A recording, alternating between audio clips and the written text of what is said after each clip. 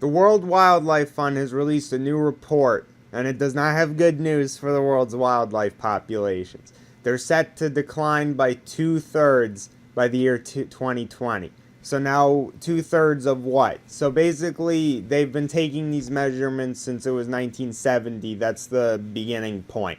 The standard population amount that they're talking about when they're saying that it declined by a certain percentage point. So by 1970 to 2020, the current estimates are they're going to decrease by 2/3.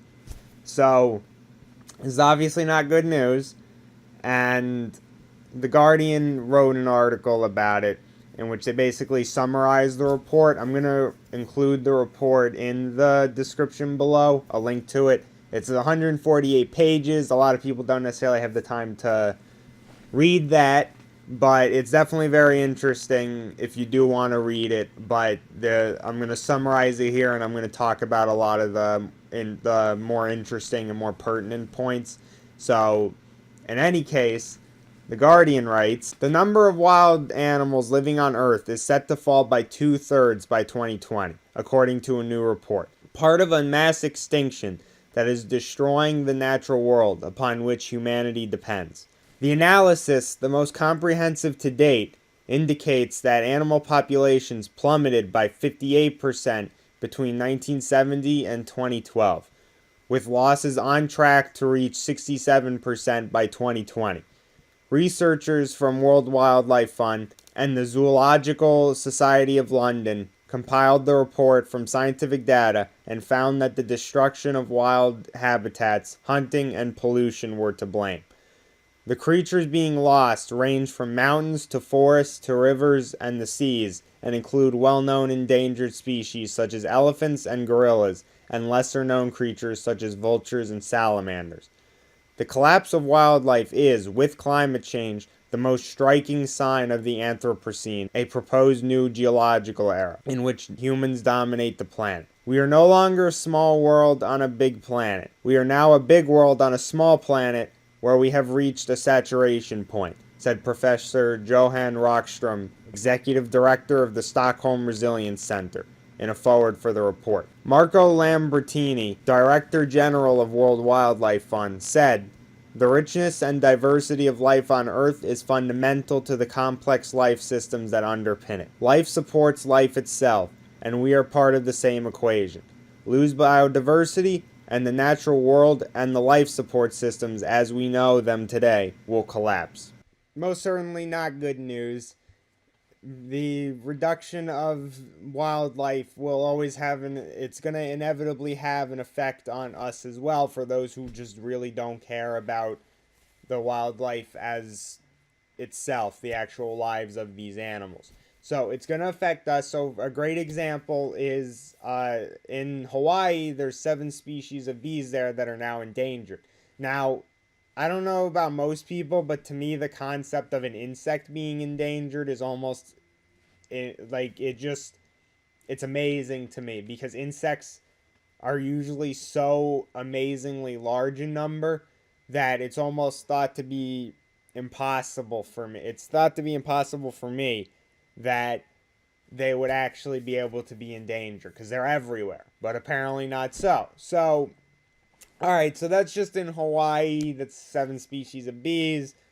That's not America. Well, in America, 40% of the honeybee population is just dropped off the face of America. So, not good. Again, bees pollinate plants. Those plants get eaten by the meat that we eat, and then we eat the meat. Except if there's no plants, then cows and all these other life forms that depend on these plants to survive die because they don't have food, and then meat becomes more and more expensive and rare. So it affects us, and it's something that we need to be focusing on. So where does it all kind of come into in terms of what's affecting what the most? So surprisingly, I would have thought climate change would be one of the main driving forces for this wildlife population reduction, but it is one of it's a major component, but it's not like the major component. So the major component is actually just over hunting, over human expansion, over farming, over humaning. So what we need to kind of do in order to combat that is we need to start actually thinking about, not first of all, stopping our expansion and using the resources we have in a much more efficient manner, and also potentially pulling back that expansion. Now that's obvious, that third part's kind of ridiculous. It's not necessarily ridiculous, but it's thought of as crazy. So I don't really have much hope for that to happen. But what we can do as the average person is we just consume what we have in much more efficient ways, and we think about what we're eating and what we are buying and what we're supporting. So, for example, I'm really hungry right now. I got a very delicious, I hope, because this is my first time trying to make it, vegetable stock for a black bean soup that's simmering right now, and it's making my apartment smell really, really good. So, good news for lunch, hopefully. So, that's part of my attempt to basically, I kind of cut a deal. And this is me just kind of telling how I kind of consolidate loving the taste of meat with wanting to support less meat production and to just overall consume more, renewable forms of food. So what my kind of deal is that when I'm at home, I'm trying actively to make sure that I'm only cooking vegetarian meals. I'm not going vegan. I love my cheese. So it's a little bit of a step too far, at least for right now, for me to go vegan. It's actually a little bit more pescatarian, honestly. I do mostly try to eat just vegetarian stuff at home now, but sometimes I'll put fish in there. So what basically my plan is that I do that, but then when I go out, I'll eat meat. Because as I've just mentioned, I love fish and I love sushi. So I can't give up sushi entirely. So what I do is I'll eat sushi when I go out, I'll eat fish, and if I go out for a hamburger, I'll eat a hamburger. I mean, maybe if they have like a good vegetarian burger on the menu, I'll eat that, but that's kind of my deal. So my thought on that is that while I'm not completely cutting off my consumption of meat and animal products, I'm significantly reducing it. And one, it's supposed to be a lot healthier. General studies have shown that humans tend to be better off when they eat plant-based diets. But two, just I'm consuming less meat. I'm saving a ton of money. My grocery bills went from maybe close to 100 a week to maybe like 50 a week. It saves a lot of money to cut meat out of there.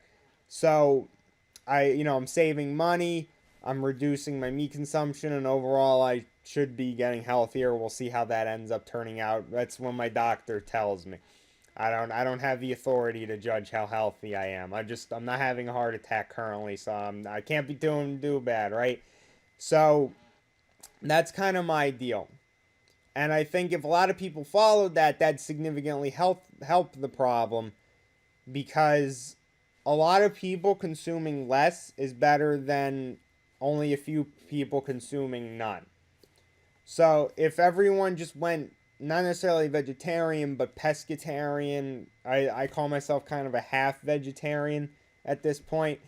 So if everyone kind of went like that, or a lot of people did, that would help reduce the need for so much farming and so much of the meat production, and this would kind of help put a stop to factory farming. There'd be less of a demand, so there'd be less of an incentive to have these factory farms, which produce stuff like methane gas, which is extremely harmful to the environment. And it would go a long way towards helping that, and we could actually potentially maybe convert some of that land, restore some of that land back to being for nature, because we only have a 15% of our planet is devoted to nature at this point. And that's kind of sad. That means 85% of it is up for grabs for humans. So I mean, just think about that. If any one animal species that wasn't humans, let's say tigers, took up 85% of the Earth.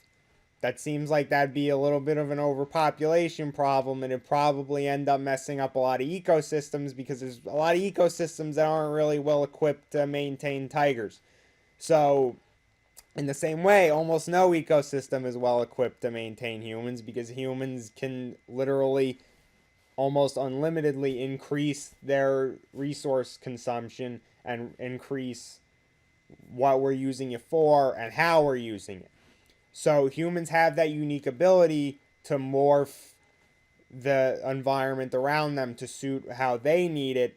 But unfortunately, the planet's not necessarily equipped to do that for so long. And it only is equipped to do that to a certain extent. So, one of the things I think is really important is instead of going outwards, I think there should be more of a focus on when we're constructing new, residential areas or commercial areas that instead of expanding outwards and taking up more of that land space for all these, these mammals. So, for example, 301 mammal species are actually just being eaten into extinction. Like a lot of them are endangered. That's a baboon species was one of them. A lot of it's bush meat in Africa. There's an overhunting problem there. Elephants are being poached and they're being severely affected by it. But at the same time, due to more advanced regulations, there are certain species. So, for example, tigers and giant pandas have actually gone a long way towards making a recovery because both of them had really low numbers and now they're increasing that. So, human effort can actually go a long way towards helping these. But in any case, what I was talking about with the buildings is instead of going outwards, people start constructing more upwards because a kangaroo does not need to be 30 stories up in the air. So obviously, birds and there's other things that go into it, but we're affecting our environment significantly less when we start building upwards than if we're building outwards. So that could go a long way towards helping it. There's also obviously produce using more green energy sources. I've gone on about that endlessly on this channel so far, but that's one of the major things we need to revolutionize is how we're using what we're using to produce the energy to support ourselves. So, we start making more of a move towards solar. The sun powers the earth, and if we're just using that and then getting our energy from that, we don't have to burn fossil fuels and put a bunch of CO2 emissions in the atmosphere and screw everything else over because we've thrown a bunch of pollutants in the air and nothing can survive in these toxic environments. And and these areas can actually begin to recover. So, and also certain areas like the Middle East, where they don't go into a situation where it's literally too hot for humans to inhabit it, which would obviously also impact the animal population there because a major change in temperature like that is not just going to have no effect on the wildlife population there. So, that's another element to it. And it's a matter of using what we have in a smart way and applying it towards the future and long-term planning. And we need to start fighting back against these corporate forces and these powers that be forces that kind of push these inefficient forms of energy consumption, food consumption, resource consumption on us. So, for example, as I mentioned in my Florida Amendment 1 video, we as the people can help fight against this by being more informed about what we're voting on. So when the James Madison Institute helps to produce a bill that makes it sound like they're giving people the right to own solar panels, which they already had, they're actually making it so that it's more and more expensive for them to own them. Therefore, it's less likely for them to own them, and there's less competition. So, for example, that, and also, watching our own consumption habits can help towards this. And it's also what we are actually affecting. And we need to apply a lot of our attention to some of the more endangered areas. So, for example, freshwater habitats are actually one of the most affected because 81% of their wildlife populations have diminished. So, lakes, rivers, those are really being affected, and it's due to pollution, again, human expansion, everything. So we need, and that's important because that's a source for amphibians, freshwater fish, and all these, various sources of biodiversity. And again, just whenever a habitat becomes less and less of a thing, there's going to be less biodiversity, which means that less and less species can survive without endangering the lives of another species, and just less can survive in general. So, a good example, and this is actually something of a happy story. There's actually an area in China called the Loess Plateau, which is currently its nickname is China's Sorrow because it's known for its cycles of droughts, flooding, and famine. And basically, what it used to be, it's roughly the size of France, so it's a really, really big area. But it was actually the source of one of China's biggest ethnic populations. And for a long time, China's government, like civilization, was kind of based off it. But due to that, humans consume more and more of that concentrated area, which drained its biodiversity, and now it doesn't have those resources anymore. However, there has been a long way towards actually restoring a lot of that biodiversity because there's been concentrated efforts towards doing so. So humans, at the same time, have the ability to do great damage to the earth, but they also have the ability to do great service to the earth. And we need to start looking how to do that service because we're running out of time.